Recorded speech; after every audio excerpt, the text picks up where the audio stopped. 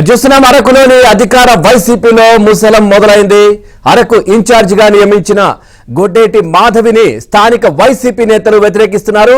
Local మొద్దు non local వద్దు అంటూ ఆ గొడ్డేటి మాధవికి వ్యతిరేకంగా నిరసన ర్యాలీలు చేపడుతున్న దృశ్యాలు మనం చూస్తా ఉన్నాం. అరకు నియోజకవర్గంలో ఎంతో మంది వైసీపీ సీనియర్ నాయకులు కావచ్చు, ఆశావాహులు కూడా ఉండగా పాడేరు నియోజకవర్గానికి చెందిన ఆ గొడ్డేటి మాధవిని ఇన్ఛార్జ్ గా ఎలా నియమించారని వారు ఆగ్రహం వ్యక్తం చేస్తున్న పరిస్థితి మనం చూస్తా ఉన్నాం.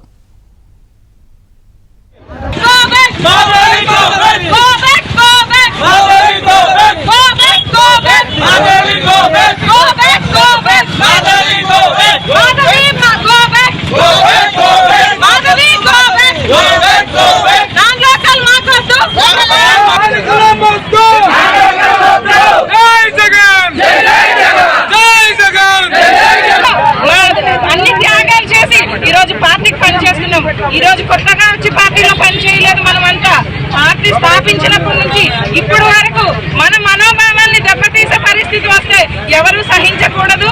గో బ్యాక్ మాధవి అని చెప్తున్నారు.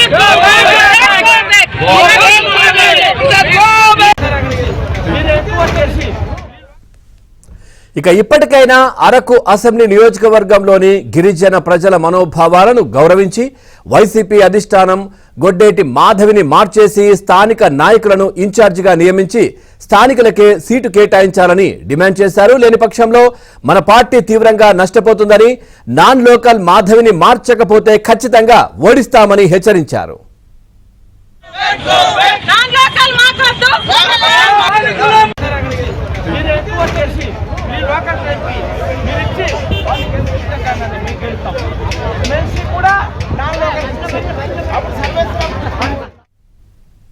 చూస్తున్నాం అరకులోని అధికార వైసీపీలో ముసలం మొదలైంది. అరకు ఇన్ఛార్జ్ గా నియమించిన గొడ్డేటి మాధవిని స్థానిక వైసీపీ నేతలైతే వ్యతిరేకిస్తున్న దృశ్యాలు చూస్తా ఉన్నాం. దీనికి సంబంధించి మరింత సమాచారాన్ని మా కరెస్పాండెంట్ సతీష్ అడిగి తెలుసుకుందాం. సతీష్, అప్డేట్స్ ఏంటి? మనం చూస్తా ఉన్నామంటే ఒకవైపు అధికార పార్టీ ఇన్ఛార్జ్ల నియామకం, అంటే ఒకవైపు తర్వాత ఏదైతే సిట్టింగ్ ఎమ్మెల్యేలను మార్పులు ఇవన్నీ చేస్తున్న నేపథ్యంలో లోకల్ కావాలి, నాన్ లోకల్ వద్దు అనేటటువంటి ఒక ముసలం అయితే పూర్తిగా అరకే కాదు పూర్తిగా ప్రతి నియోజకవర్గాల్లో కనిపిస్తా ఉంది. అప్డేట్స్ ఏంటి?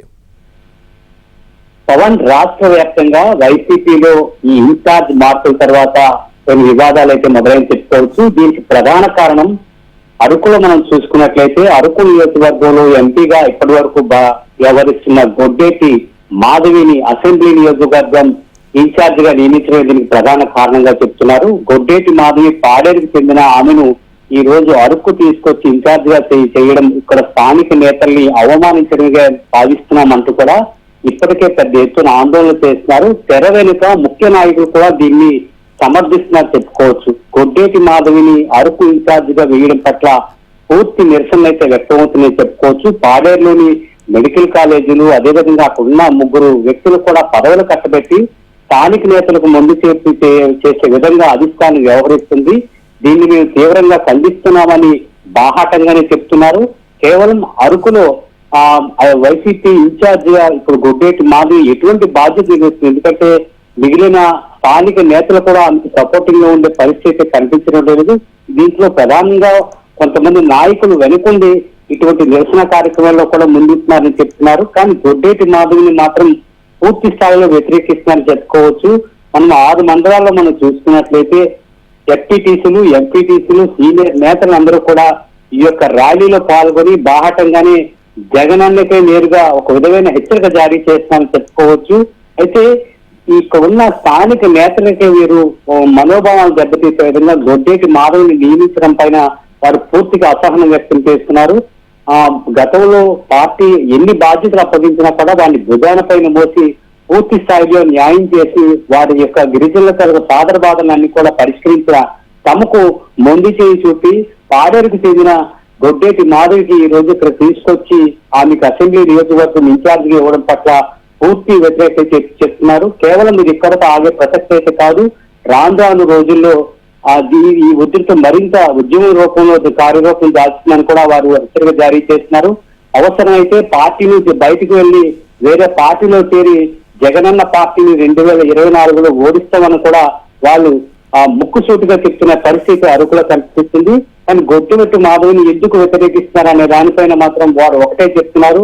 స్థానికంగా సీనియర్ నాయకులు పార్టీకి సేవలు అందించిన తమను కాకుండా నాన్ లోకల్ ఉన్న గొడ్డేటి మాధవిని తీసుకొచ్చి ఇక్కడ అసెంబ్లీ నియోజకవర్గ ఇన్ఛార్జ్ గా నియమించడం ఇది ప్రధాన కారణం అంటూ కూడా వారు స్పష్టంగా చెప్తున్నారు.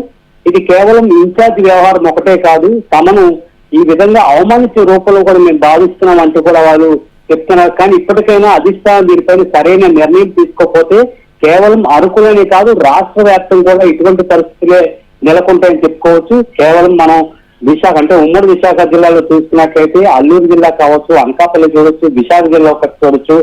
సీనియర్ మంత్రులుగా సీనియర్ నాయకులుగా పనిచేసిన వారికి ఇటువంటి మొండికి ఎదురైందంటే ఇది ఏమాత్రం అనేది కూడా వాళ్ళు ఎదురవుతుంది. కాబట్టి ఇప్పటికైనా అధిష్టానం దీన్ని విస్మరిస్తే మాత్రం వారు ఈసారి రాజకీయాల నుంచి అధికారం నుంచి తప్పుకోవడం ఖాయం అంటూ కూడా ఈ యొక్క పార్టీలోనే అంతర్మదనం అయితే స్టార్ట్ అయిందని చెప్పుకోవచ్చు. Thank you Satish, thanks for the updates.